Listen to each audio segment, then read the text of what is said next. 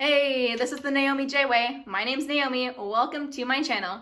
Today, I have a very special guest, Dr. Bruce Roeder, woo! AKA my dad. All right, so if you're a doctor, like what do you even do? Are you a doctor of medicine? What do you do? No, I'm a PhD. I learned music. I'm a doctor of music. I fix sick music. You fix sick music? Yes. So are you do you compose music? Do you teach music? What do you do? I do both. Not usually at the same time, but I do both, yes. Okay. So for those out there who don't know, can you explain what even is a composer?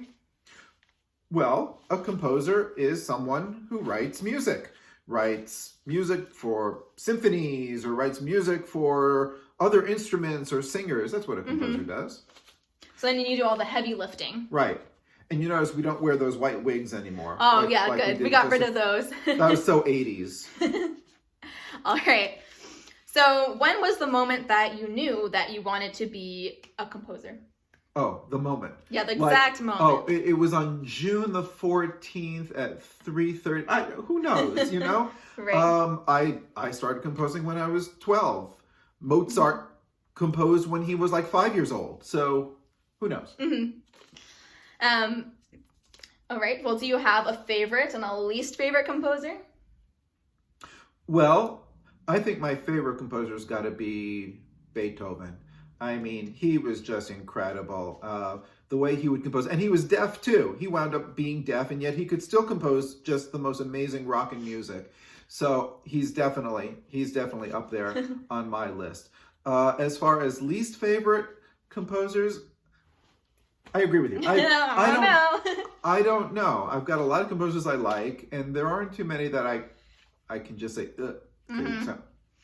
All right. Well, if you had to invite one composer or bring back one composer for the dead, specifically to go to a bar with, who would it be? Oh, okay. A composer I would want to have a beer with. Yes, a beer. I would have to say the composer Franz Joseph Haydn. Maybe you don't know him. Franz Joseph Haydn. He lived around the same time of Mozart, but he was a really cool guy. I mean, he liked to include all sorts of jokes in his music. He had a great sense of humor, and he seemed really, really nice. He's definitely the kind of guy you would want to go out for a drink with. Mm-hmm. Yep.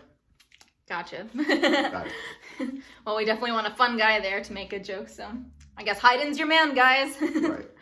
All right, so now I'd like to ask a more tricky question. If two... This is my daughter. Yes, the interviewer, here I am with my little clipboard. All right, so if... So proud of her. Oh my God. If two musicians got in a fight but were fighting with their instruments, Yes. and the musicians played a trombone or bassoon, who do you think would win the fight?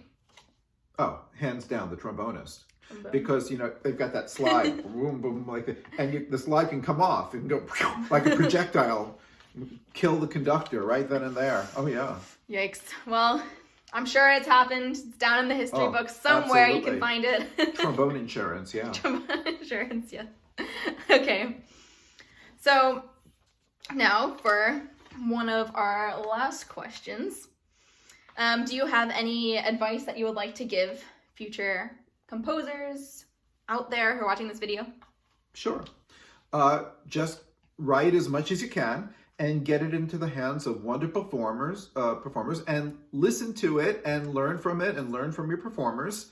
And that's the way you get better and better. Mm-hmm. Mm-hmm. Amazing. Yeah. Would you also like to give us a little joke of the day? Oh, joke of the day. Well, yes, it starts off kind of sad, but it actually kind of turns into a joke. Okay. There was this composer. True story. Lived a long, long time ago. His name was Lully. He was a French composer. He worked at the court of Louis XIV, the French king.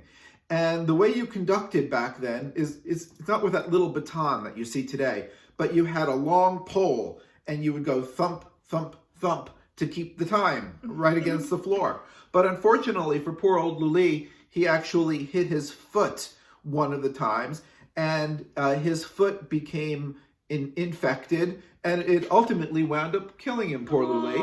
But as I tell, Louise. I know, poor Louie. But as I tell my students, that was the case of the first staph infection. Yeah, very good. Okay. All you musicians out there will definitely get this joke. I Everyone do else, this. My maybe. students pay tuition to hear this kind of stuff. I don't know why. There you go. Well, I hope we made you guys smile. I'll see you next time. Bye.